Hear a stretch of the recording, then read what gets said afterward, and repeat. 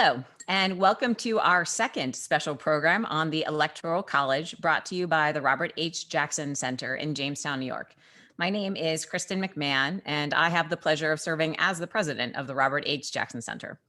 I'm excited to welcome back our guests today, Professor Edward B. Foley, the Ebersold Chair in Constitutional Law at the Ohio State University Moritz College of Law, where he also directs its election law program.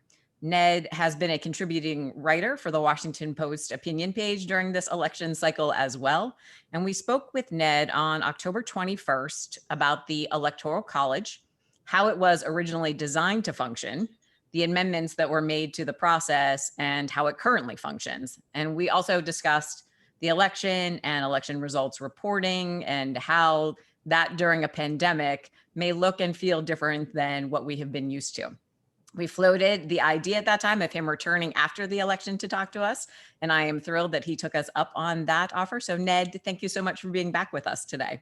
Oh, it's great to be back with you. Thank you. So since we last spoke in October, it was about 2 weeks before Election Day, a few key things have happened. So the first of those being Election Day itself. So that seems like a good place to start.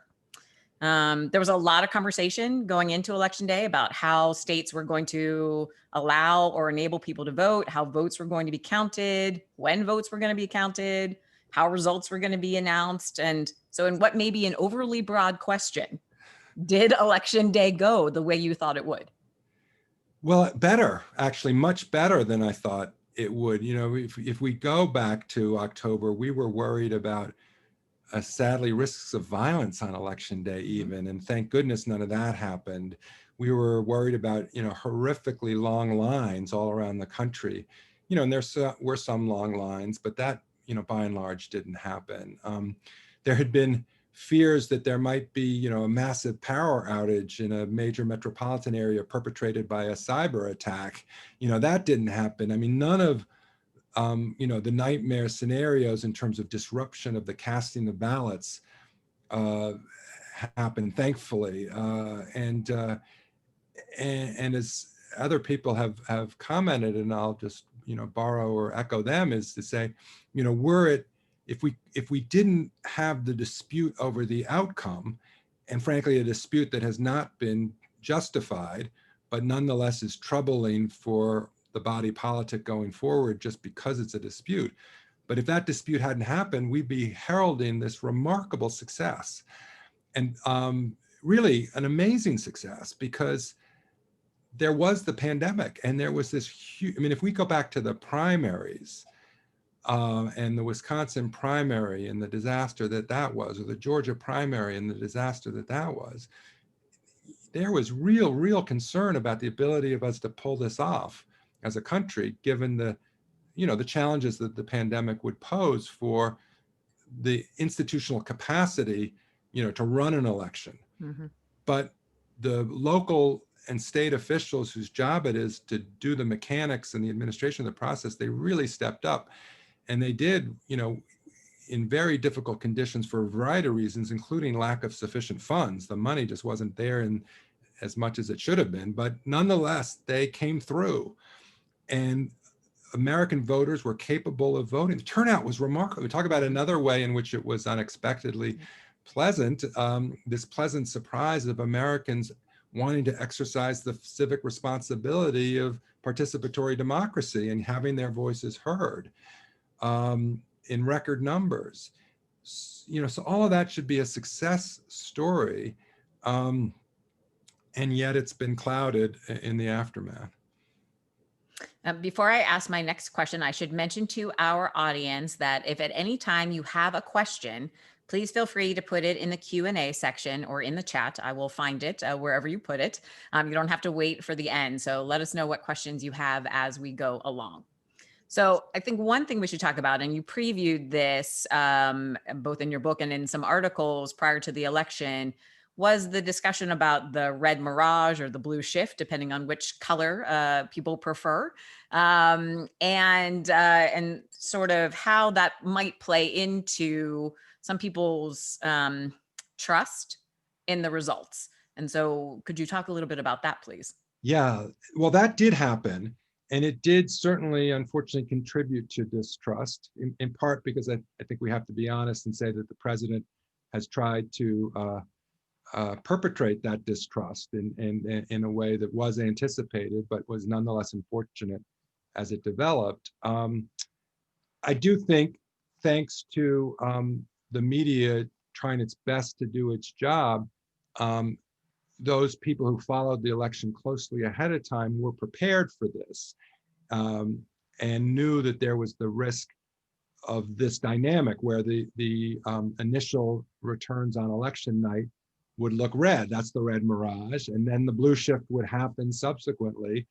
And of course, this became accentuated over the course of the pandemic and 2020 as the debate over vote by mail became very polarized from a partisan perspective. And so it did turn out, as you know, as it was developing, namely that Republican voters tended to vote in person much more. I think, in fact, I saw it at a different event yesterday, some statistics from Charles Stewart at MIT, who is, you know, one of the nation's leading experts on the statistics of voting. And I don't have it in front of me, but if my memory serves, I think overall nationally, Democrats voted by mail in this election at a rate of around 60%, whereas Republicans at around 30%. So I think the Democratic vote by mail turnout was twice as high.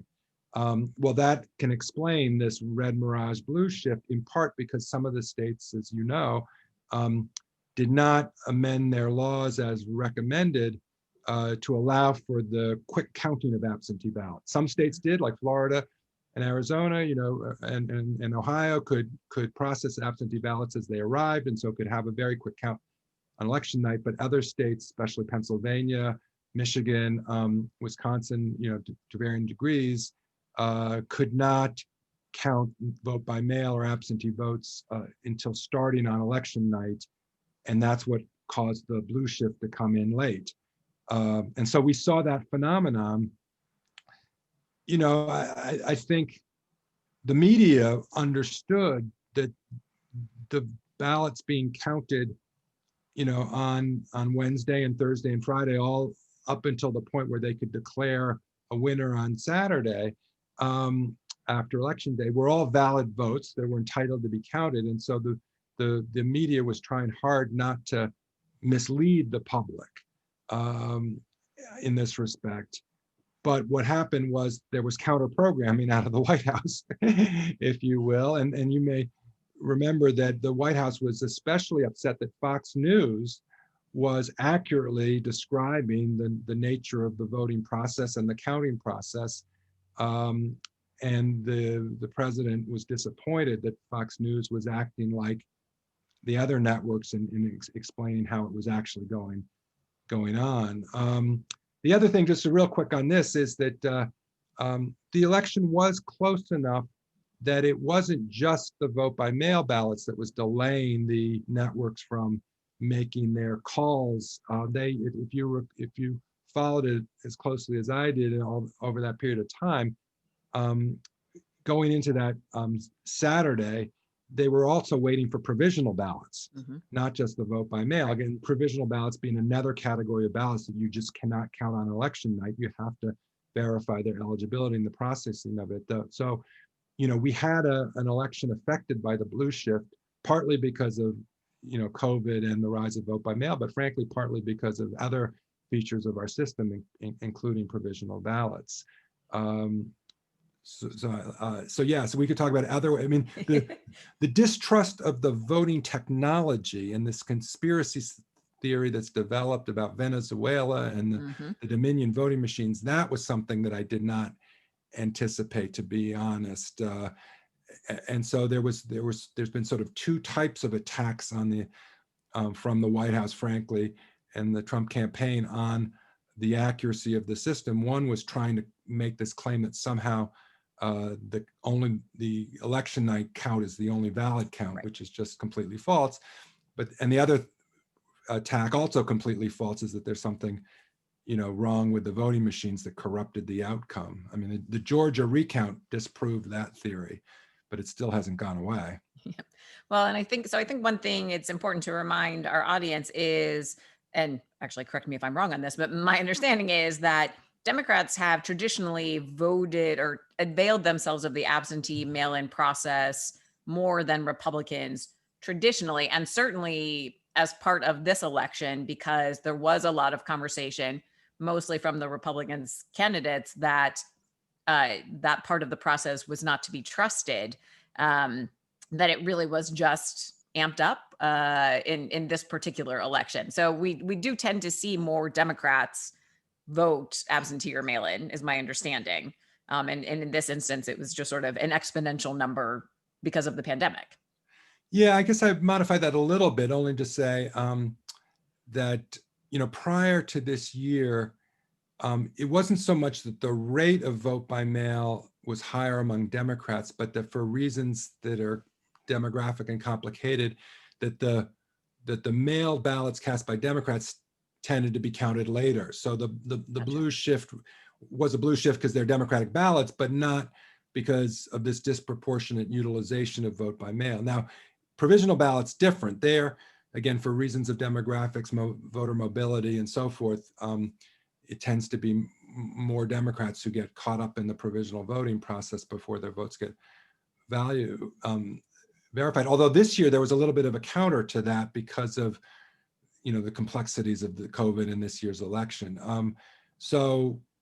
I think that the essence of what you said is true. That patterns that we had observed over the last 20 years as a result of change in vote by mail, change in provisional voting, things that didn't exist before Bush versus Gore in 2000, but that have been introduced to be positive reforms to help voters, that had caused something of a blue shift that was observable before this year, without question got exponentially magnified this year, in part because of COVID, in part because of the polarization over the vote by mail process that developed this year. Well, and would you remind our audience what a provisional ballot is as well? Sure. And this is one of the innovations that's since 2000. People may remember that part of the problem that happened in Florida in 2000 was mistaken purging of voter registration lists. Some people think, deliberately so, on the part of the Secretary of State of Florida at the time, that removed people from the voter rolls who were lawful voters. Whatever the motivation or whatever that is, it was without question that these were wrongful purges. In other words, the people were valid voters. They should have been on the rolls and they were taken off. And so they went to their polling place on election day to cast the ballot. And the poll workers would look at the voter list and say, "You're not on the list." And they'd say, "But I should be." And the poll workers said, "I'm sorry, you're not." And they were turned away. Mm-hmm. Outright disenfranchisement, not able to cast a ballot, even though they were valid voters. And Congress essentially said, never again. And the Help America Vote Act of 2002, adopted in the wake of Florida 2000, had several provisions in it, but one was this concept of a provisional ballot, meaning if you show up at the polls thinking that you're entitled to vote, you get to at least cast a provisional ballot. In other words, if the poll worker can't find you in the poll book or thinks there's something wrong with you as a voter, they can't turn you away empty-handed. But they don't have to give you a regular ballot. They give you a provisional ballot, and then there has to be a verification process. And if you are right and the poll worker is wrong, your ballot will count and must count. The law says every provisional ballot must be evaluated, and you're entitled as a voter to explain why you think you're a valid voter with voter ID, if that was missing, or whatever. And usually the rates are quite high around the country. It varies from state to state, but most often provisional ballots end up getting counted as opposed to disqualified. Again, I don't want to overstate that. There's variability there, but so that's an important part of the process, and that's why this year we had to wait all the way to Saturday, not just to Wednesday or Thursday, because they did need to actually look at the provisional ballots in Georgia and Pennsylvania and some of these other states. Mm-hmm. Was there anything that surprised you about the way the election results were reported? And I have to admit, I have a personal challenge when I see, we're calling the state for so and so with 1% of the precincts reporting. And I know that there are algorithms. I know that there are science behind it, and I trust the result. I think it was just for this particular election, especially, there were some of those calls that I wish had waited until it seemed more obvious mathematically why they were reporting it. And so as someone who is steeped in this, was there anything that surprised you about the way the results reported on election day? Yes, yeah. So again, one good thing is that most of the networks and media outlets shifted from the older way of doing it, even as recently as 2018 with this percentage of precincts reporting, because that had been the standard methodology, and that's what had caused such confusion, because you could have 100% of precincts reporting with still a considerable percentage of ballots left to count, provisional and absentee and so forth. So they tried to move to this concept of percentage of expected ballots counted, was sort of their different maybe terminology, as the relevant metric. But even so, they still wanted to be in the business of projecting winners or declaring, as media saying we're confident, and they were using their statistical modeling, the Associated Press. And actually, there are different media consortiums that do this in different ways, but as I understand it, the Associated Press and Fox News actually share a certain set of data, and some of the other networks share a separate set of data. And so both AP and Fox were actually out in front declaring Arizona for Biden earlier than the other networks, and maybe a little bit too precipitously. I mean, it turned out that Biden won Arizona, but for a while there, it looked like they might have to roll that back. And this was, again, for somebody who watches this closely, this was a little bit ironic for the Associated Press, because the Associated Press had been spending kind of all summer and fall long saying that they didn't project winners, that they declare winners, sort of overstating their role. And in the election law, where we were trying to tell them, no, you're not part of the government, and the government declares winners, the government counts votes. But the AP's website was quite dishonest and misleading on this, giving themselves a role that they really didn't have, and it was inappropriate. And I think they, more than anybody, had a little bit of egg on their face. Now they probably sighed a huge sigh of relief once Arizona got in, but it certainly confirmed that what they were in fact doing were projecting, because they were way out in front of the government, and in front of other media outlets as well. So I think we all learned something, and I think the Associated Press in particular learned something as a result of the process this year. Well, and that is something I have appreciated, the clarity from a lot of people who have been writing about the election this year, as people were discussing whether or not we had to know by midnight on election day who the winner was. And their reference usually was, well, the media always tells us. And so all of the election law experts, yourself included, were very clear in that these are projections. The media has no official role in this. And while their projections do tend to be correct, there is a process by which these votes are counted, validated, the electors are slated, and those votes move forward. And so I appreciated that clarity from all of the experts this year, probably more so than many, as I really noticed that distinction. But this point, in some ways, that's true, and I appreciate that and thank that. But in the aftermath of November 3rd, with President Trump disputing the results the way he has, in my judgment, unfortunately, there's crept back in, either this confusion or this tension between how to think about results, because at least some of the media outlets, including ones that have somewhat of an anti-Trump posture. I think there's no secret that MSNBC is, is not a real fan of Trump. CNN, the same way. And, their narrative now has been that, Trump has refused to acknowledge the election, when it's been over, for weeks. That's not quite the way in which I would characterize it. The problem with Trump, from my perspective, is the claim that he has won, and that claim based on these allegations of fraud that are just fanciful and a denial of reality. But for example, Senator McConnell, who never went to the Senator McConnell was careful never to buy into President Trump's voter fraud narrative. Mm-hmm.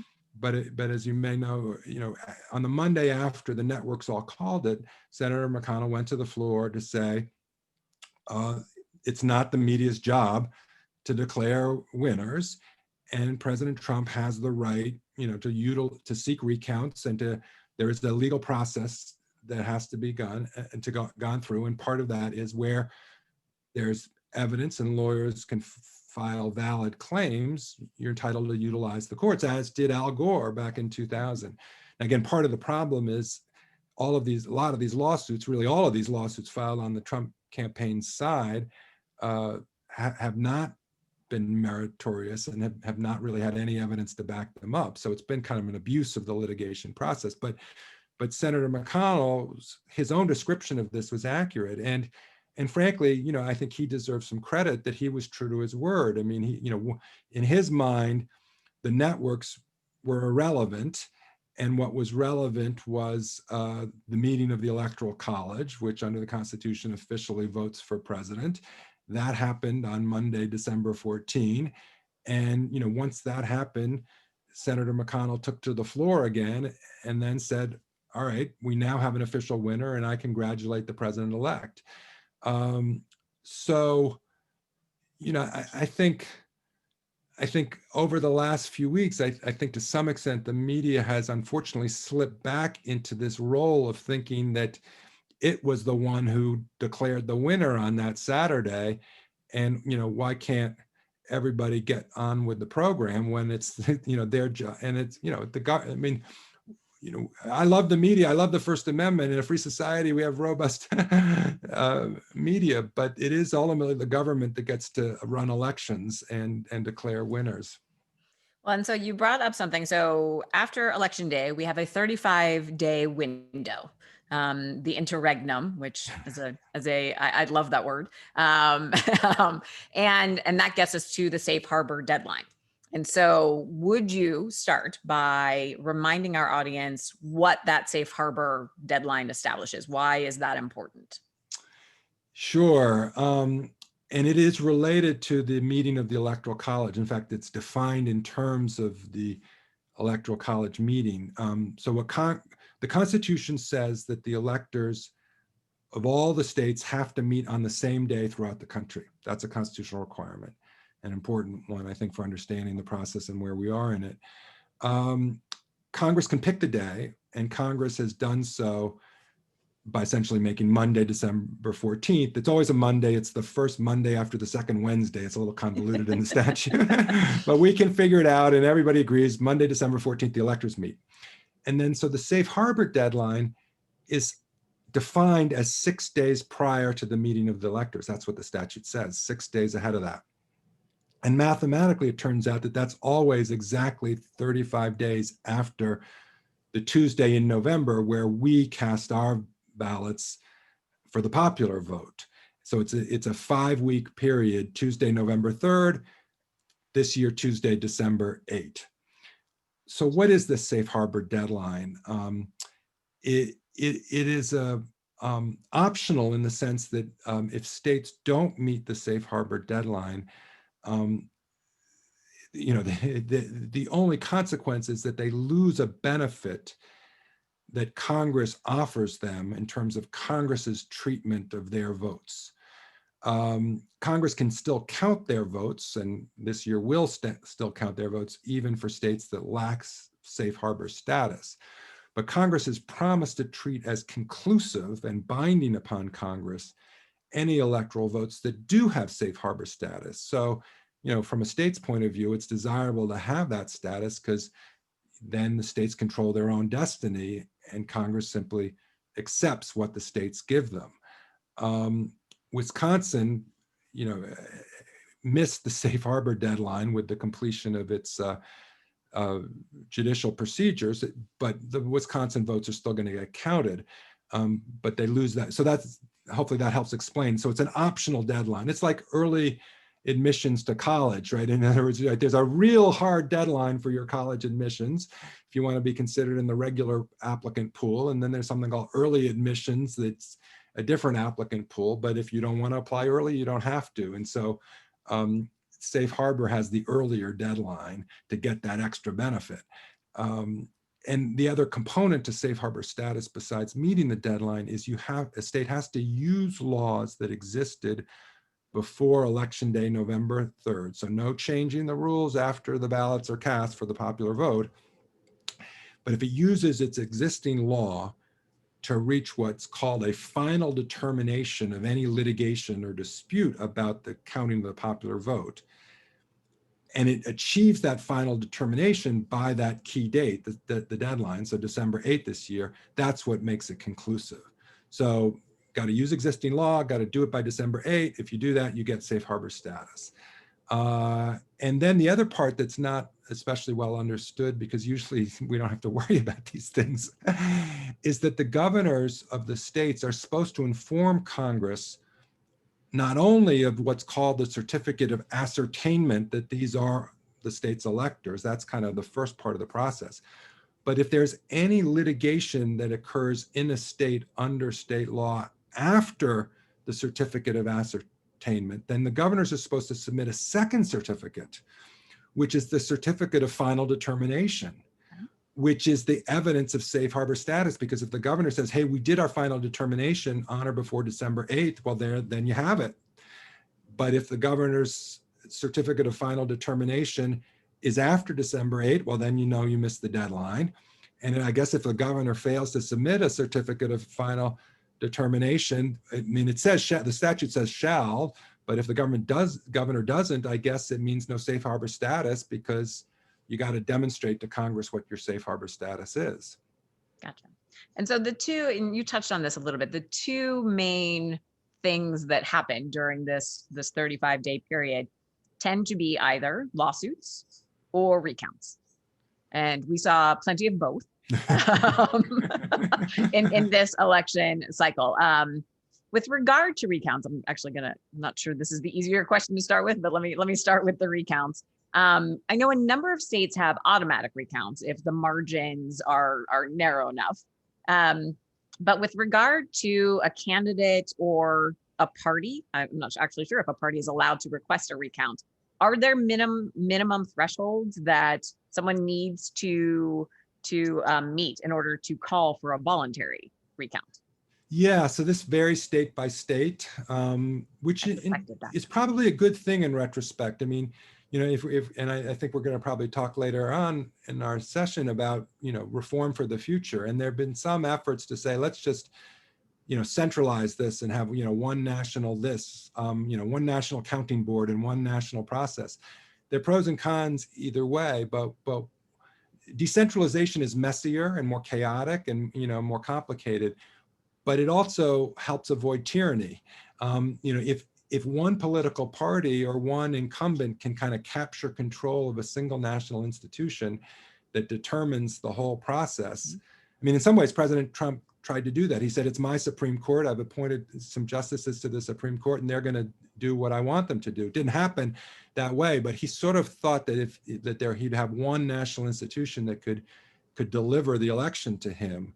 And, you know, I think one of the lessons from this year is, you know, there's some advantage to decentralization as chaotic as it is. So, you know, a recount in Wisconsin can't affect the whole national vote.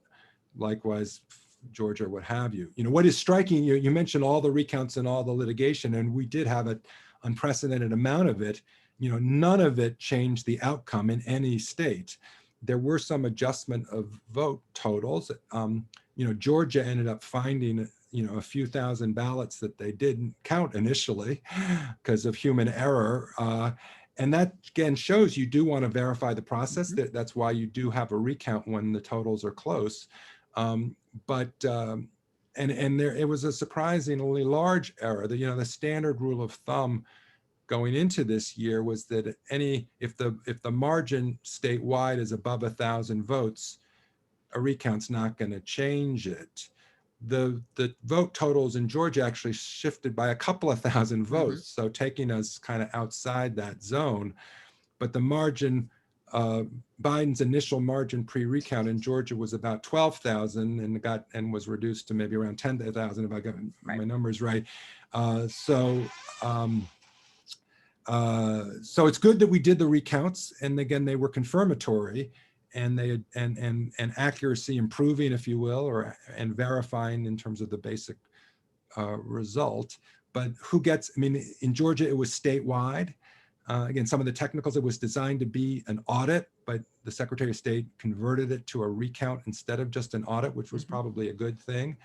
In Wisconsin, it was only a couple of counties because that was a requested recount on the part of the candidate as opposed to a mandatory one. And President Trump only asked for a recount in the heavily Democratic counties in the state.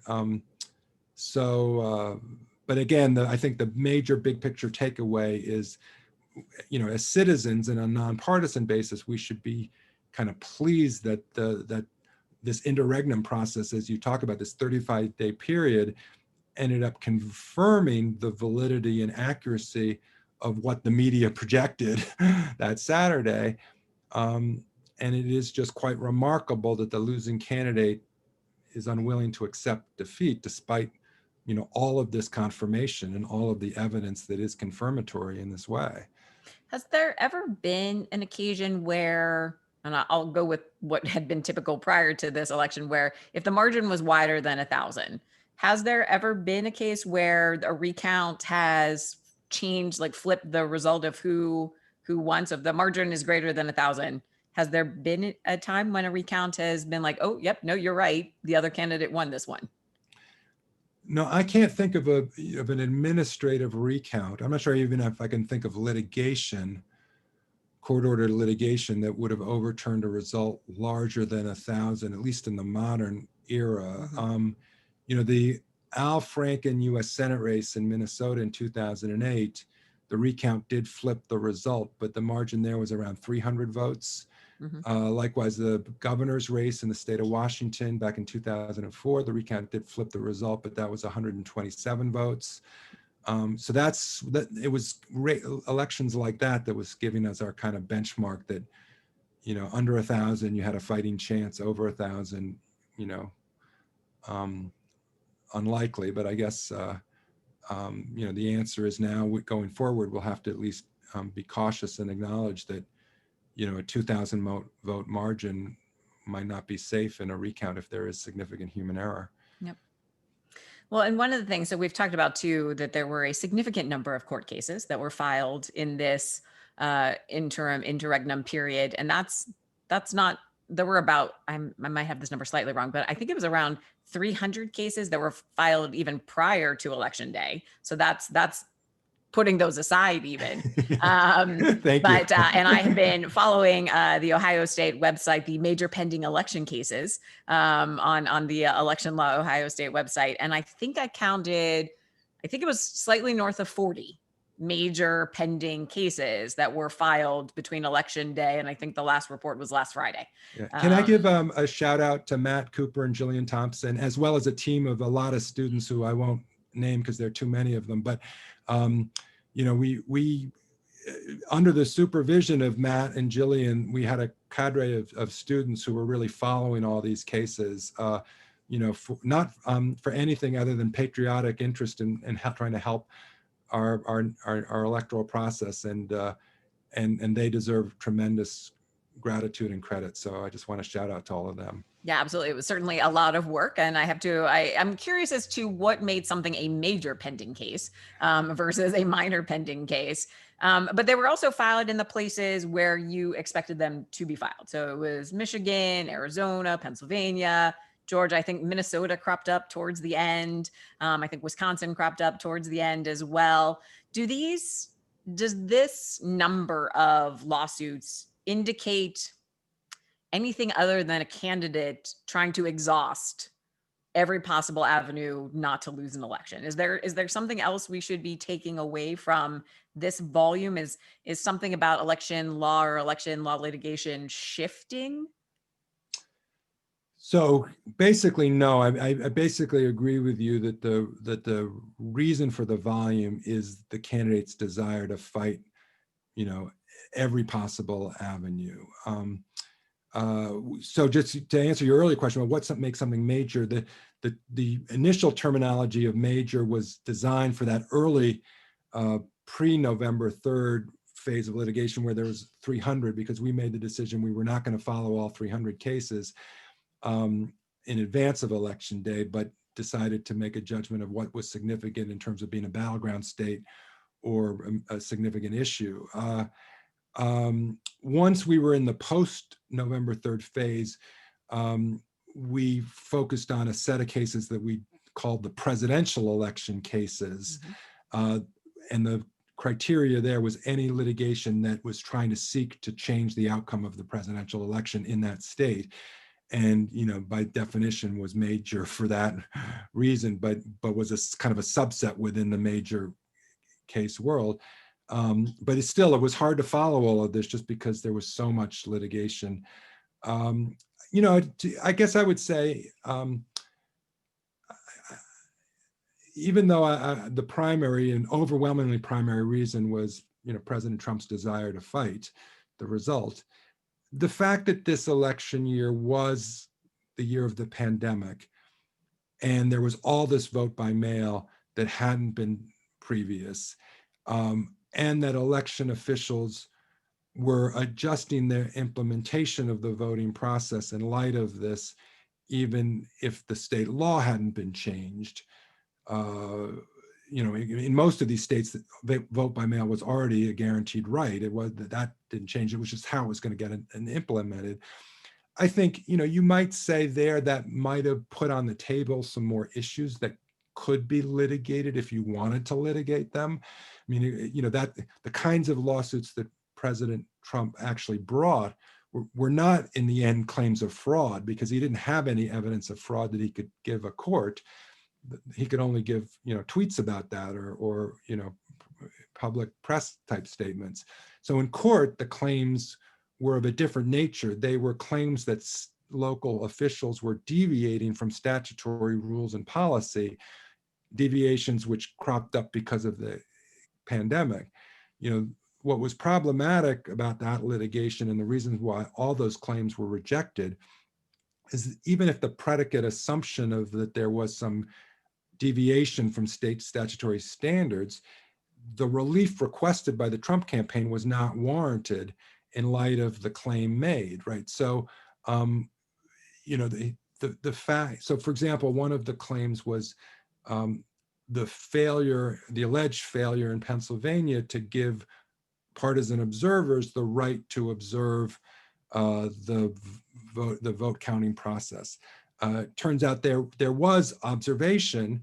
The judge asked the campaign, "Were you in the room?" And the campaign said, "Yes, we were," but they wanted to be closer than they were. But social distancing in light of COVID meant that they were further apart. Whatever your debates about the merit of that right, was the right to observe properly denied or not, no court was going to disqualify ballots cast by eligible voters because of that procedural problem. The plaintiff would have to prove not just the procedural problem, but that the procedural problem led to ballots being counted that didn't deserve to be counted, and that part of the proof never materialized. And there was a claim also that the voters in one part of Pennsylvania were denied an opportunity to correct mistakes on the submission of their absentee ballot envelopes that was granted by local officials in another part of the state. That's a reasonable thing to ask about. Is that equal protection? I mean, in a statewide race, you really want all voters to be treated equally. But the clear remedy for that, in my judgment, would be to, if you think that this was unfair, that some people got an opportunity that other people didn't, once you count the ballots of those people who got the opportunity, in the other part of the state, there were a few thousand ballots that had been rejected because those voters didn't get the same opportunity. So what's the remedy? Just count those votes. Right. That's not what the Trump campaign asked. They wanted to invalidate, 7 million votes because 2,000 votes weren't counted. That could have been counted, but the remedy of counting of 2,000 votes wouldn't overturn the outcome in Pennsylvania. So that's not the remedy that was sought. So there was a huge mismatch between the claim and the remedy sought, and the court saw through that and disqualified, dismissed all these lawsuits. And another technical point, but that's an important one, is some of these procedural issues, like the two that I've just mentioned, observation and the right to cure, these are issues that could have been handled before the counting process. Like if you don't like the process for running the election, again, there were 300 lawsuits, as you said, before Election Day. Some of that litigation could have addressed these issues. These issues were not, litigated by the Trump campaign in advance, and so there's a kind of a waiver concept. Once there's a time and a place for challenging certain rules, and the particular rules that they were challenging, the time and place had passed. And so that was a part of the process. So for lots and lots of different reasons all around the country, all of these claims, failed because they lacked merit or were not proper claims. And before we move on to the most recent Electoral College Day, we do have a question from Marilyn in this section, so I'll ask it now. And she says, if a candidate wants a recount that would not be automatically triggered, who pays for that? Again, that varies state to state. Usually, if it's not an automatic recount, the state usually requires the candidate to pay. And that's what happened in Wisconsin this year, because that was a candidate requested recount. And, and so the Trump campaign decided only to pay for the 2 counties that it wanted recounted. So. Got it. All right. So as you mentioned, this past Monday, the Electoral College, each of the states convened their electors. And one of the reasons we scheduled this talk for this week was so we had that under our belts as something that we could talk about. I remember reading an opinion piece I think you wrote where, and I want to say this was probably maybe 2 weeks after the election, and you said, if each state only has one official slate of electors, that will be a win. So it seems like Monday was a win. For the country, yeah. I mean, as you know from our previous conversation and this one, hopefully, I want the process to work for the sake of the citizenry and the voters, and to have, be a free and fair election, and so. And to be governed by the rule of law. And so in our system, whether you like the Electoral College or not, and we can talk again about that, it is our Constitution until we change it. And again, it calls for, the electors to meet, and each state can only have one official set of electors, right? The number is specified in the Constitution. It's the same number as senators and representatives of that state. And so there cannot be, as a matter of law, these rival claims to be the official electors. So if you have rival claims, that's a sign of a problem in terms of a dispute existing that, really shouldn't exist. And so, and what is true, we can say, is that in all of the states, there was only one official set of electors on Monday.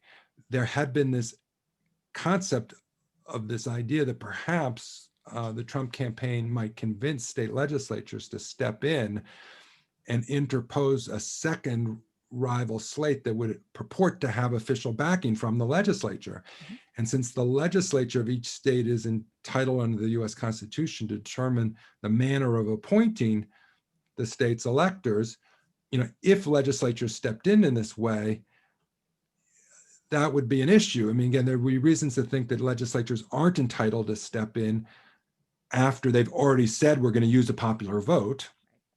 But there's an act of Congress that says if the popular vote has been a failure, the legislature can come in and have a replacement method of appointing electors. And so there was this argument that maybe legislatures would declare failure.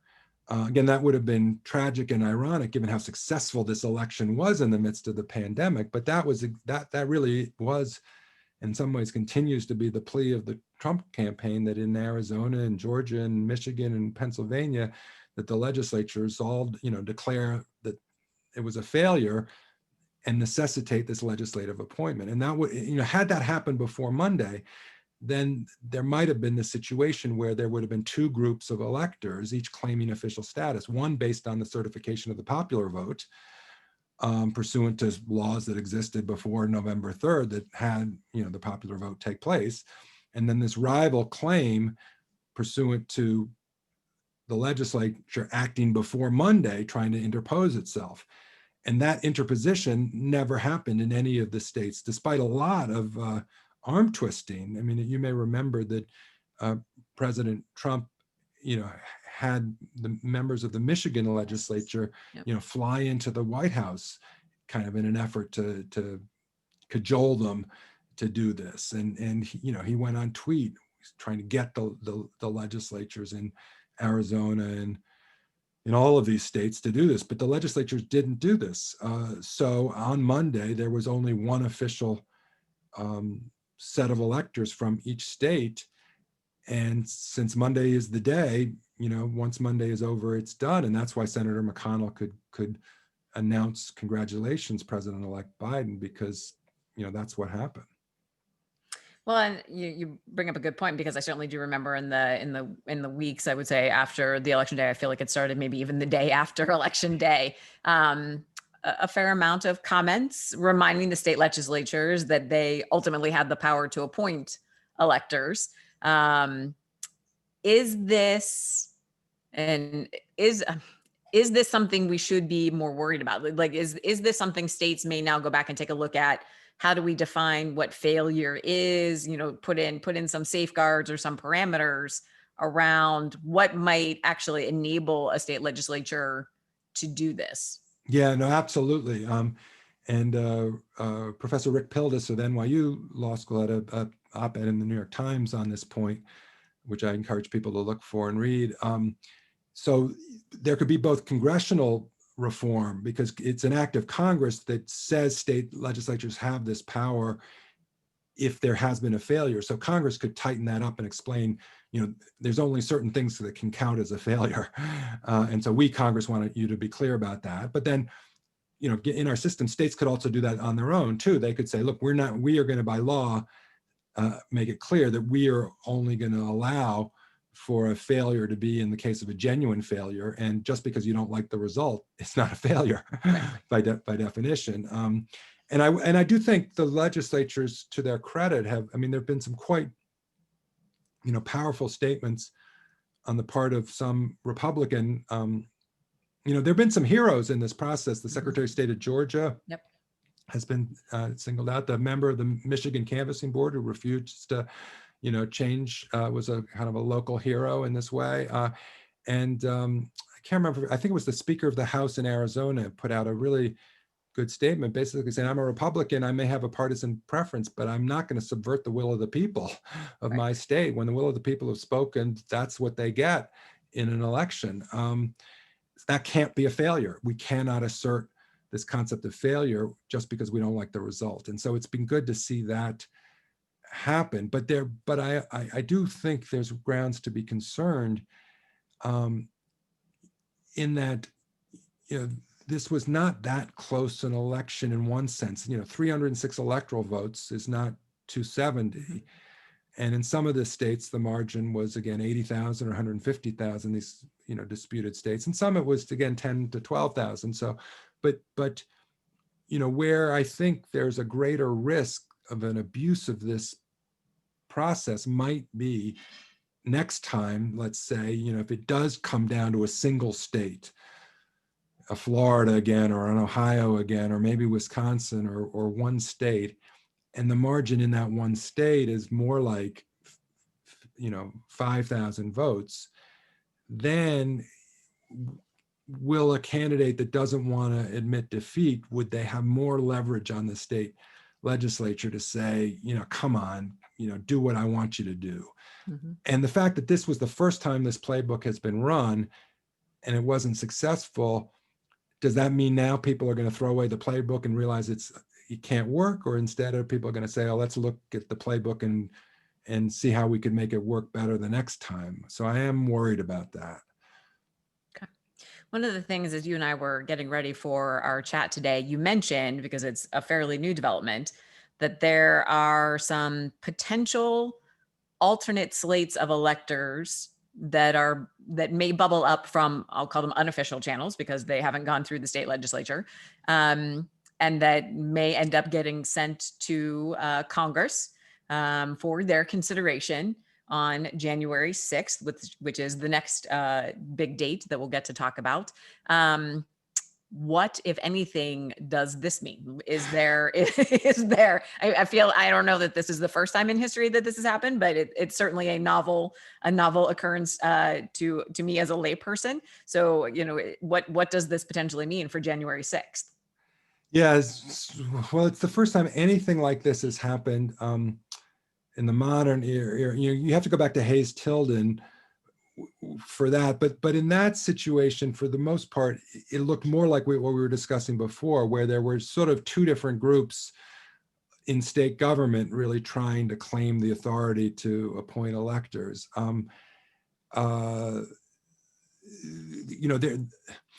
put it this way: Congress has never entertained the idea of counting electoral votes from a group of citizens who have no official backing of state government.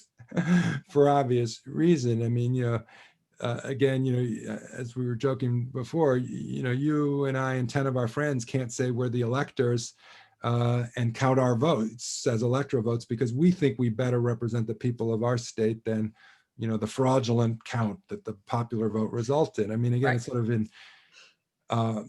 so I think these alternative submissions, if they occur, are going to be really dead on arrival when they reach Congress and not get any serious consideration in Congress. But Congress might have to take a look at them and then summarily dispense with them as opposed, because the relevant statute does require Congress to examine any papers purporting to be electoral votes from a state.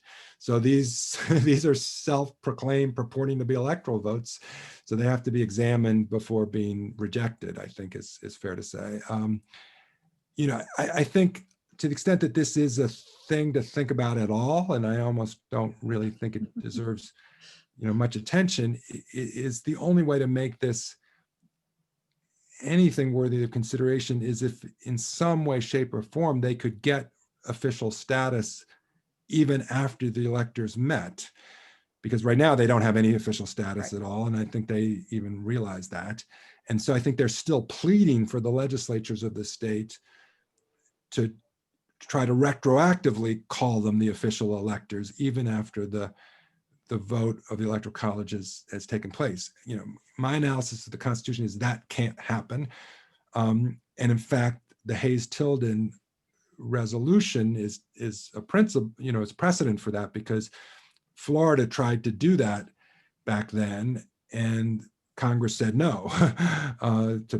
We could go into the details, but basically because the Constitution requires the electors to meet on the same day in all the states, there's this national uniformity. So that means the official electors for each state have to be official for that state on the date they cast their votes. And so no state, even the legislature, can't afterwards say, we want to actually now appoint folks to be our electors. And they can't retroactively bless people who decided on their own they were going to meet, right? So they had no, the key point is they had no official status on Monday, December 14. They can't be given official status afterwards. Now, I will say this just for sake of completion and maybe historical interest. There is one counterexample, believe it or not, from 1960, the state of Hawaii. And this is what I think these folks are trying to rely on, because what happened in Hawaii in 1960 is Nixon won. This was Nixon versus Kennedy. And Nixon is the initial winner of the popular vote in the state of Hawaii. And on the date that the Electoral College met all around the country, that was still the status in Hawaii. So the Nixon electors met and voted for Nixon, sent their slates into Washington. But there was a recount already in process, is my understanding, and there was definitely dispute, and there was some litigation. And so the Kennedy electors, kind of like these alternative Trumpian electors now, sort of said, hey, we think we're going to prevail, so we're going to go ahead and meet on the relevant day because we got to meet this day. Okay. So when the Kennedy electors met in Hawaii, they had no official status. But in fact, after that key date, then the recount continued, more litigation, and lo and behold, Kennedy pulled ahead. And so they updated their submission and said, look, it's Kennedy after all. And that got sent. Now, Hawaii was, and this is the key point, Hawaii's electoral votes did not determine the Electoral College winner. Mm-hmm. It was superfluous. Kennedy was already going to be above 270, regardless of Hawaii. But Congress takes the states in alphabetical order. And so when they got to Hawaii, they had to figure out what were they going to do. And interestingly enough, it's at the time, Vice President Nixon is the presiding officer under the 12th Amendment. And he announces that he's got these two conflicting packages. And he explicitly says in the congressional record, he says, I'm not intending to create a precedent, but can we just go ahead and count the votes for Kennedy? Or is there any objection? Nobody objects. And so Hawaii that year is recorded in favor of Kennedy, even though that's probably the unconstitutional result, or definitely is the unconstitutional result given the Hayes-Tilden precedent. And clearly the way Hawaii gets treated that year is 180 degrees opposite to how Hayes-Tilden was treated. But the difference is in Hayes-Tilden, it was outcome determinative. It really made a difference. And so it was really well considered and debated. And the decision was we can't count, we can't let the state of Florida change its appointment of electors after the electors have already met.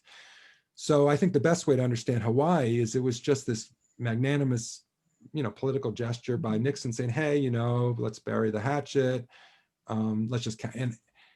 But the Hawaii has been mentioned for those of us who are really following all this closely this week, because that seems to be the theory that these groups of self-appointed electors are trying to rely upon. Again, they can't even get this far unless they, I don't think they're going to get any state legislature to retroactively try to validate them. But even if they did, it shouldn't be valid. So I think it's dead on arrival no matter how you slice it. But I guess it does mean that there may be a little bit of drama on January 6th that, we might not have anticipated. Gotcha.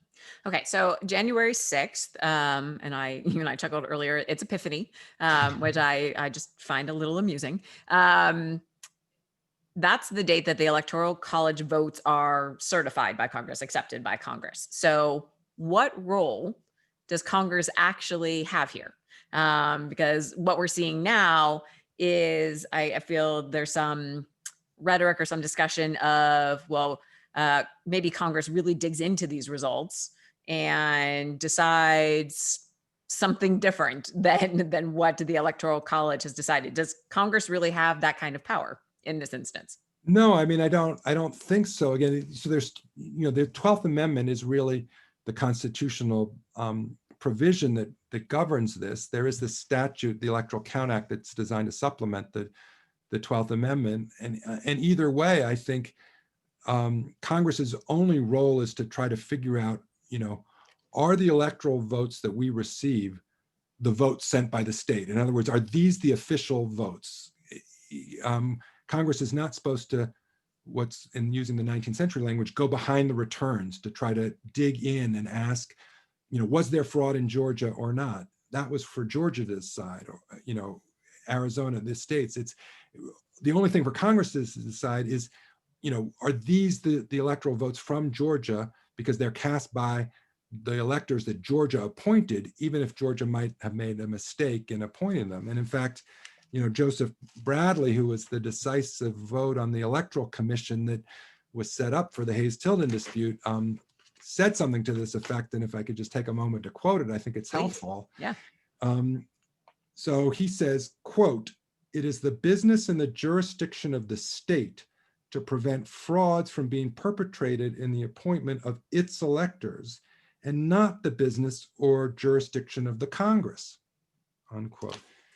So that suggests or definitively tells us that Congress's role is very limited. It's not supposed to, go. So on this January 6th, as we look ahead, if Congress goes into it thinking, oh, it's our job to figure out for ourselves who won Michigan, the popular vote in Michigan, was it really Biden or was it really Trump?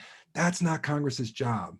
That's a mistaken understanding of the constitutional process. It's supposed to be saying, is the package that we've got from Michigan the package that the government of Michigan authoritatively wants to send to us? Gotcha. Okay. All right. So we have a question from Tim that seems to fit in here. So I'll ask it now. What constitutional safeguard is there to prevent a Congress controlled by one party, including in the number of states they control in the House, from contesting enough states to throw the election to the House? So basically, I think in his mind, potentially subverting the results. So here's where we do have to get into this Electoral Count Act of 1887, which was adopted sort of 10 years after the Hayes-Tilden dispute to try to provide some additional statutory regularity to the process. And I think the best way to understand that statute is to distinguish, the substantive issues that Congress is supposed to deliberate on, and then the procedural mechanism that they use for that deliberation. So we've just been talking about what is the right substantive question to consider. And I'm arguing that based on the Hayes-Tilden precedent that it's a narrow one. But so that's if Congress does its job properly, they'll ask the right question of itself.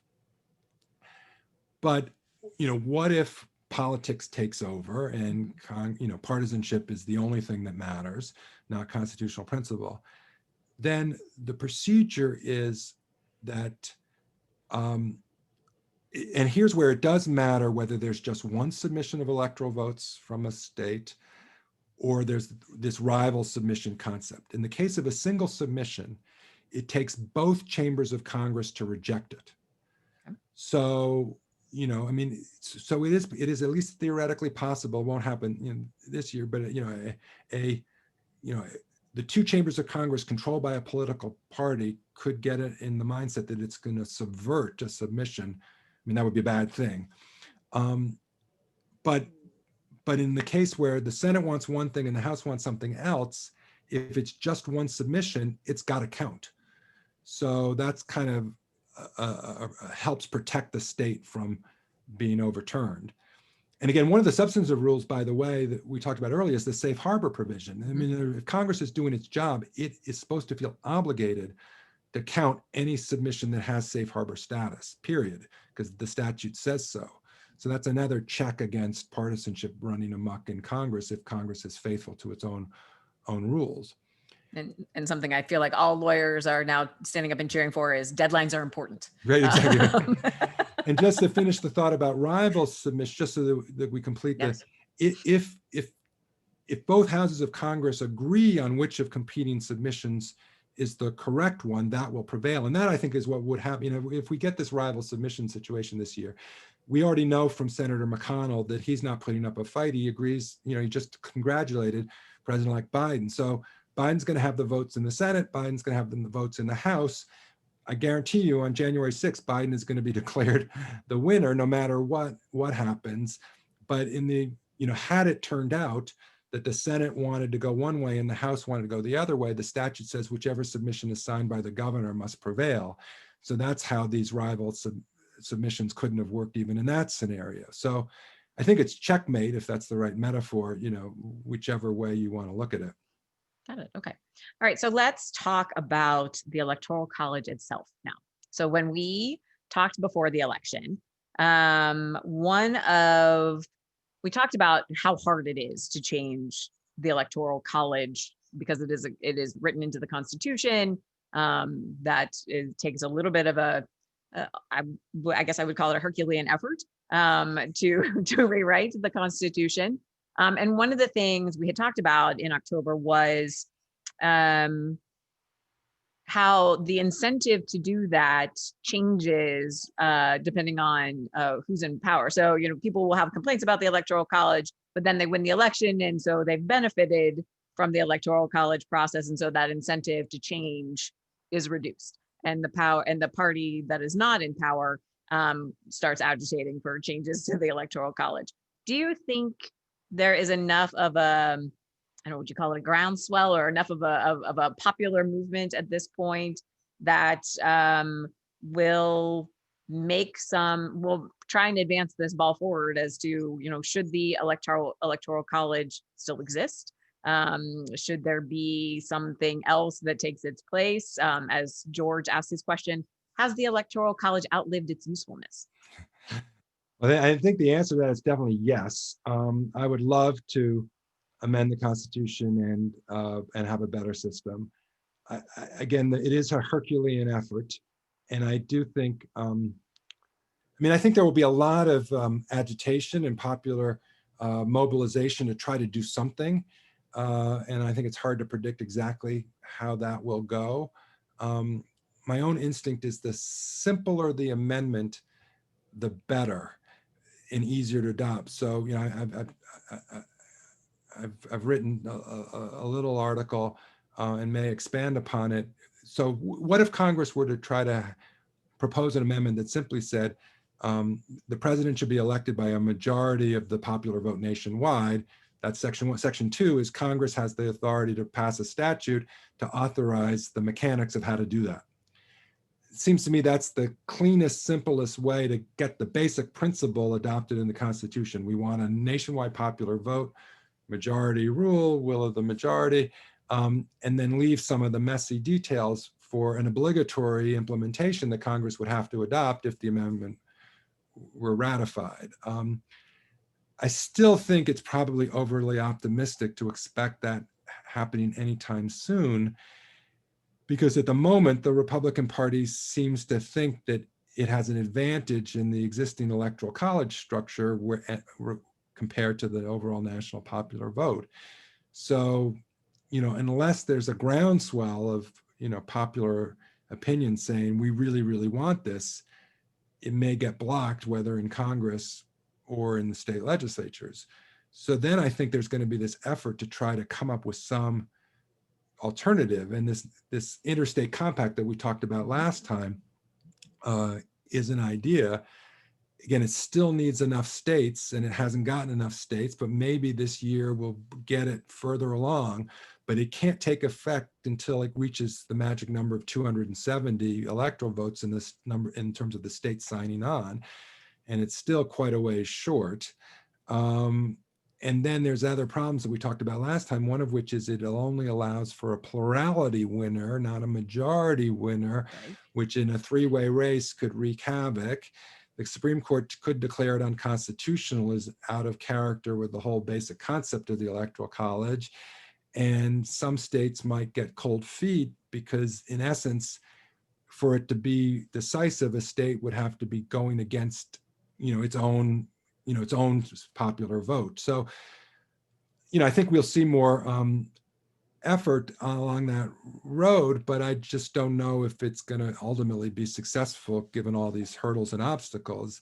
I continue to believe that in the short term, the best practical reform is the adoption of what's called ranked choice voting by states to appoint their own electors, because that states have the undoubted constitutional power to do. They don't have to wait for any other state. State of Maine has already done that. And that at least neutralizes some of the pathologies of the overall electoral college, but doesn't eliminate them completely. And then I think we have to ask ourselves the question, if we're stuck with some version of the electoral college, do we not at least want to update some of the mechanics of the counting process so that we don't have the kind of gamesmanship, if that's the right terminology, and manipulation or ambiguity, that seems to be going on this year in part. All right, so many things I want to touch on there. Okay, so Sorry. no, that's fine. So one of the things, so let me, I think, take a quick stab at explaining ranked choice voting for those who may not have been with us for our first conversation, and that is apportioning the electoral votes based on basically, actually, let me start over. It removes the winner takes all premise. And so if candidate A received 60% of the vote and candidate B received 30% of the vote, and let's assume a candidate C received 10% of the vote and your state had 10 electoral votes to give, candidate A would get 6, candidate B would get 3, and candidate C would get 1. How did I do?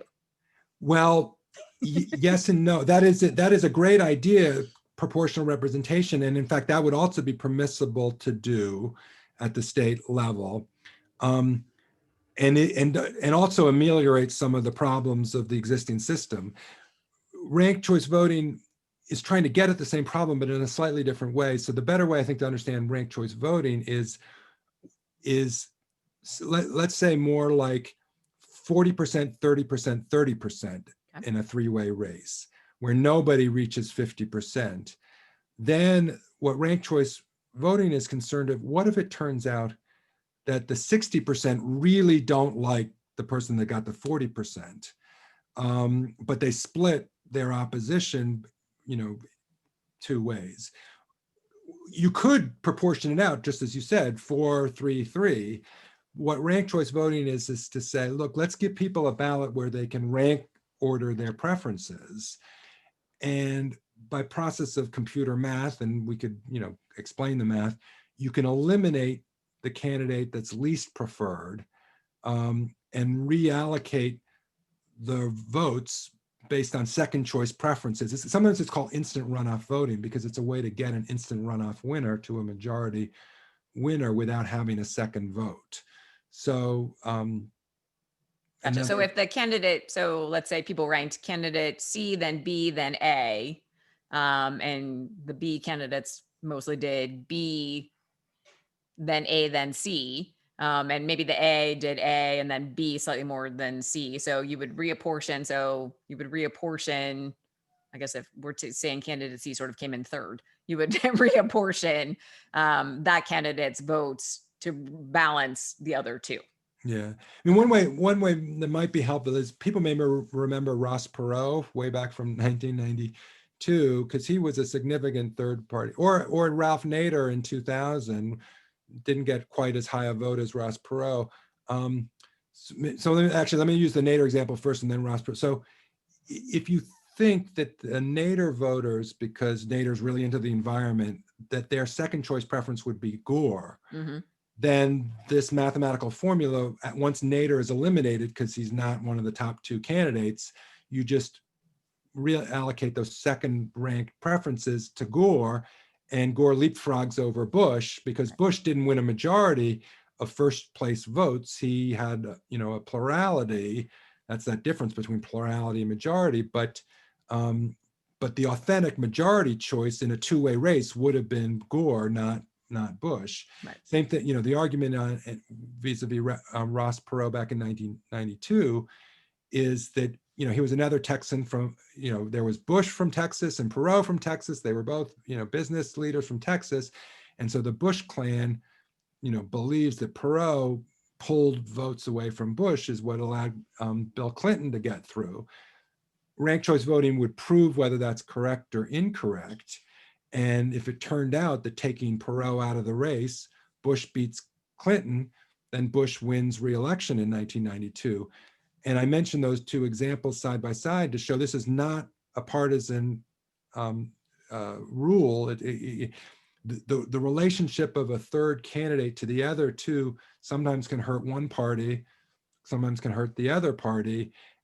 Ranked choice voting or instant runoff voting is just a good way to get the true majority preference of the community in a three-way race, because the nature of math is when you have a three-way race, you don't necessarily know the majority choice unless you use this more sophisticated math. Sure.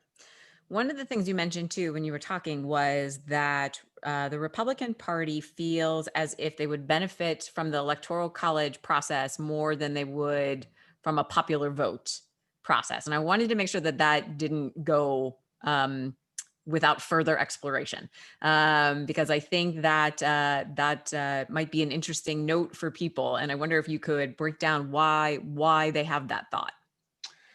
I think it's just the recent history. I mean, in 2000, again, George Bush won the Electoral College once Florida got assigned the way it did, but Al Gore, won the popular vote. Now, Bush, in 2004, Bush did win the national popular vote as part of his reelection. That's sort of the one exception to this otherwise trend that's been, I mean, if you go back, again, 1992 and 1996 are complicated by Ross Perot being a three-way race, but again, Clinton was the plurality winner again of the overall national popular vote, given the three-way split. So you have to go way back to kind of Ronald Reagan era for the Republican Party to really be dominant in the national popular vote. Obama won the national popular vote twice, and then Trump wins the Electoral College, but Hillary Clinton wins the plurality of the national popular vote. And this year, the Electoral College, was closer than the national popular vote. I mean, Biden's win in the national popular vote is over 7 million ballots nationwide, and he's got a distinct majority, quite decisive. His Electoral College win, in one sense, is actually closer than Trump's, right? I mean, people talked about how if you just, was it 80,000 votes in Pennsylvania, Michigan, and Wisconsin that made the difference in the Electoral College in 2016. Well, it's a total of 40,000 votes in Arizona, Georgia, and Wisconsin again. So, the given part of this is demographics, right? The Democratic Party does really well in urban areas that tend to be high population centers. So they rack up these really big wins in the popular vote in California and New York, whereas the Republicans' votes are more evenly distributed across the states that allow them to do better, relatively speaking, in the Electoral College. Obviously not good enough this year, but that's why it's the pattern of the last 5-6 elections that is causing Republicans to think they stand a much better chance in the Electoral College than they do in the overall national popular vote. Got it. So if, as we've discussed, the Electoral College, changing the Electoral College itself is a challenge. And we've talked about some of the things the states can do to, I want to say, get around the Electoral College. I don't mean that exactly, but sort of work within the system without needing to change the Constitution. Are you already hearing or seeing things that the states are considering that they need to do to improve their own internal election processes? And you mentioned one about being able to count absentee or mail-in ballots earlier than election day. Are you seeing or hearing other things along that line that the states are considering, hey, in this new era, maybe we should be doing our processes slightly differently than we have been? Yes, but it's kind of working in both directions. I think it's fair to say. In other words, so there are two things that are emerging from the pandemic election, if we want to call it that, and the increased use of vote by mail. The first thing is voters like it. The voters that weren't used to this in their own state say, hey, this is pretty convenient, and I'd like to use this. Again, this may skew a little bit more in the direction of the Democratic voters, but nonetheless, the overall, if we can trust popular opinion polls, which may be an if these days, but the polling since November 3rd is that voters like the opportunity to vote by mail. But it is also true, we're starting to see state legislatures in states where the legislatures are controlled by the Republican Party saying, well, wait a second, maybe we want to cut back on vote by mail because, now again, this is a complicated conversation within the Republican Party because some Republican candidates did really well this year, right? They did well in state legislative races, they did well in congressional races, right? It was only the top of the ticket that the Republican Party didn't do so well. But the top of the ticket has a megaphone and a Twitter account. And so there is this, tug of war going on about whether to try to tighten up the rules to take away the accessibility of vote by mail. And some of this is happening on drop boxes, right? And there was one of the developments with the postal system, and can you trust the post office? And this other states were using drop boxes. Voters seem to like that. You know, other legislatures are saying, hey, let's not make it quite so easy to vote. They're kind of almost saying it like that way. And so they're saying, let's take away the drop boxes that made it easier. And then, you know, again, so I think, you know, for better or worse, we're going to have quite a conversation over the next year or two, even before the midterms, about what the voting rules and processes should be. Hopefully it will be post-pandemic. And then we're going to ask ourselves, you know, and I'm slightly optimistic that maybe we could find some bipartisan compromise and win-win. For example, I think signature matching doesn't make sense in the 21st century. You know, it's not very scientific, and my signature changes from time to time. I'm sure yours does too. Depends on how tired my hand is. Yep. Exactly right. It would be much better from for lots of reasons if instead of using signature, we actually used a numerical identifier. So, you know, can we adopt a system that doesn't make it unduly burdensome, so that when you register to vote, whether you use a driver's license number or some other state identification number, you have a unique numerical identifier at time of registration. So then when you apply for an absentee ballot, you submit your number, and that's what authenticates you. And then when you submit your ballot, that authenticates you again.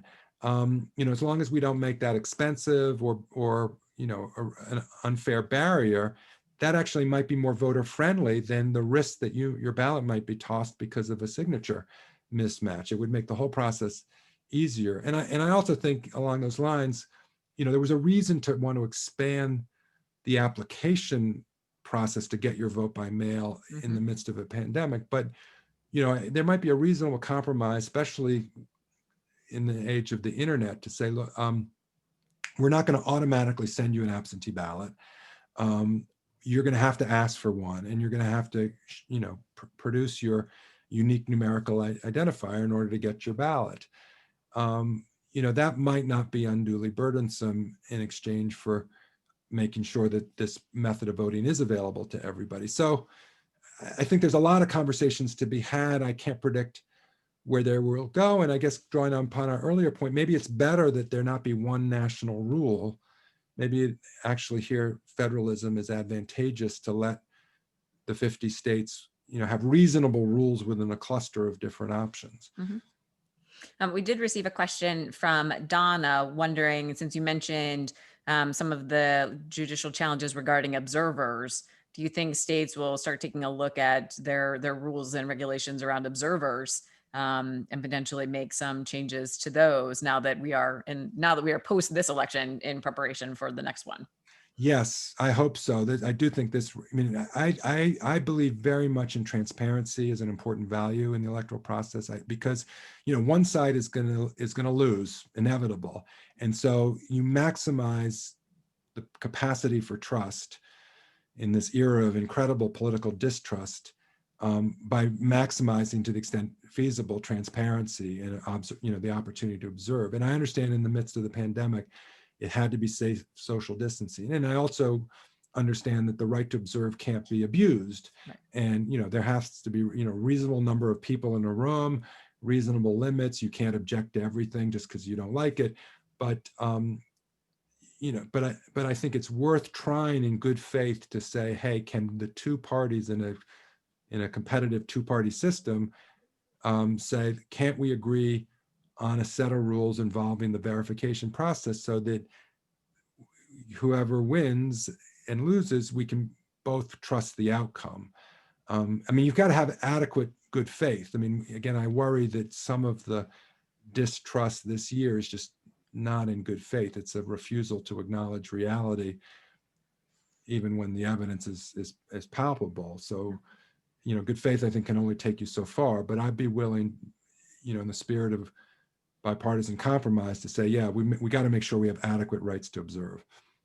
One of the things I found interesting, although I always seem to tune in during a blank spot, was the city of Philadelphia actually had cameras. And so you could really tune in and see how the counting was going from wherever you were. And I found that an interesting way for them to, as you mentioned, be completely transparent about here's what's happening and you can watch us do it whenever you have time to watch. And like I said, I tended to tune in when nobody was actually working, but but I thought that was interesting. And I wonder if that's something that other cities or other jurisdictions may adopt going forward. Yes, I mean, I think that was good. I'm glad it happened. I do think, there's observing. I mean, it depends on what the purpose of observing Right. is. And you could observe a certain amount of things just by that degree of transparency. So I applaud that. If the goal is for a party official to be able to observe that numerical identifier on an envelope before the envelope is open and the ballot is then fed into the counter to the point where it can never be retrieved again. If you're 20 feet away, then I think it's not, sufficient observation. So I think to trust the process, the parties have a right to look at the envelope and say, okay, do we see for ourselves that that this absentee ballot is coming from, Mary Smith, who lives at Elm Street, and has this number, and that's what and it corresponds to somebody who's a registered voter. Okay, yep, it's a valid vote. It gets counted, and at that point, I think that is sufficient integrity. And then if you're worried about, well, what if I mean, I'm being flip, but what if vampires somehow, went into Mary's house and somehow got her to vote for somebody that she didn't want to vote for? I mean, we can't, we can't go there. There has to be a certain reasonableness within this too. And I think so we're nearing the end, and I've asked our audience questions that we've had so far as we've gone along. I think one of the lingering questions for me after this election cycle is, was our country's confidence in our voting system shaken more than in a previous election year? There has been a lot of rhetoric, as you mentioned, coming from the president and his tweets about how this was rigged and fraud was everywhere. And there certainly seem to be people who believe that. And there's an equally loud narrative opposing that. So just wonder if you have any thoughts on, has this election damaged some of our confidence in our system?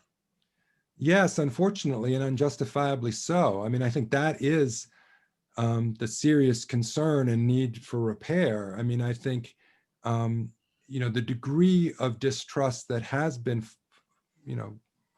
fostered, unfortunately, again, if opinion polls are accurate, a huge percentage of the Republican Party does not trust the outcome, and it's not evidence-based, and that's damaging.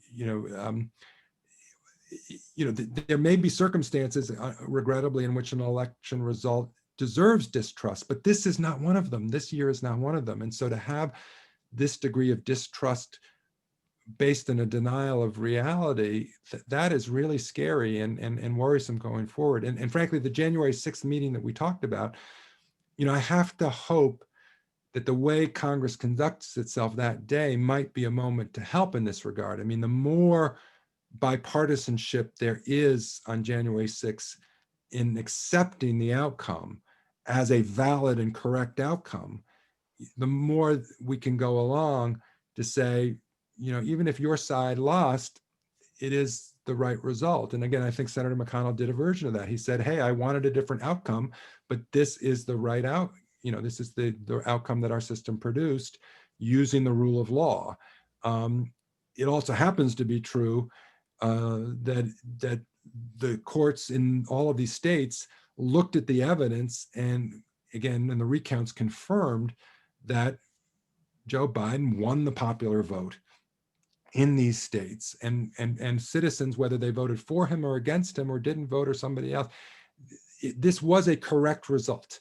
I mean, in terms of the system identifying the winner that the electorate wanted to win. I'm 100% confident of that. And I would tell you if it was not, if my judgment were otherwise. So yes, I worry to the extent that the public does not have faith in the outcome the way the public really should. So you mentioned a bipartisan acceptance and certainly a bipartisan conversation on January 6th. Is there anything else that comes to mind as to ways to heal or ways to rebalance people's confidence in our system going forward? Do you have any recommendations as to, I know that's a very broad question as well, but what might help foster confidence in the future? What do we need to move towards, or what do you think the public needs to see? Well, there's been some discussion already of perhaps a bipartisan commission like President Obama did after 2012. This was sometimes called the Bauer-Ginsburg Commission after Bob Bauer and Ben Ginsburg, who were from opposite political parties. They were the two co-chairs, well, actually counsel of the campaigns, and they produced a good report with the commission's backing. They were mostly focusing on the long line problem that year. Mm-hmm. So I think if the commission model were to be adopted this time, perhaps it would be primarily addressed to this issue of trust, because I do think that is the number one concern. So I'm glad we're ending with that as our focus. And then I think that, again, it would have to be a well-structured commission, and it would be designed, in a forward-looking way, on a genuinely bipartisan way. What can we do to recalibrate, rebalance so that we have a healthy two-party system? It's going to require the buy-in of both parties, because, if one party as a political party is in denial of election reality, that's going to be very hard to maintain a, healthy competitive system. But that's why I'm, as we talk today, that's why I'm pleased with what Senator McConnell did. And I think he's exercising leadership on behalf of his party to say, we're not going to be a party of denialism and rejection of reality. We are going to be a party that, accepts when our party loses, and, we'll fight next time and maybe win next time. Well, Ned, thank you so very much for lending us your expertise for these 90 minutes as we've been talking about this. And thank you too for our audience for joining us. This is the Jackson Center's final program for 2020. So we will be back in January with some new programs under our theme, The Work Left to Do, which is our programming theme for 2021. And Ned, again, thank you so very much. I appreciate it. Oh, it's great to be with you. Thanks for the opportunity to have this great discussion. Thank you. Bye, everyone.